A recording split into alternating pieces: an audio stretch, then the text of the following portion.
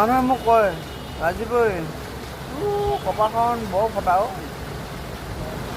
ফটা মানে ফুটা আৰু দেই বৰ ফুটা বুলি কয়। আপোনালোকে কওকচোন মোৰ কপালখন ক'ৰবাত ফুটা আছে জানো? এইখন চাওক কপাল ফুটা আছে জানো? নাই নহয়। এনেই বাৰু মোক কেলৈ মিছা মিছিকৈ বদনাম দিয়ে বাৰু মোৰ কপালখন ফুটা বুলি। কপালখন ফুটা হোৱাহেঁতেন মই এতিয়ালৈকে চৰকাৰী চাকৰি এটা কৰি থাকিলে দেই এতিয়া কপালখন ফুটা নহয় যে সেইকাৰণে চৰকাৰী চাকৰি এটা নাই পোৱা। বেকাৰ বিন্দাছ আৰু বেলেগে পুলিচৰ ড্ৰেছযোৰ পিন্ধি যায় আৰু ময়ো পুলিচ হ'ম কিন্তু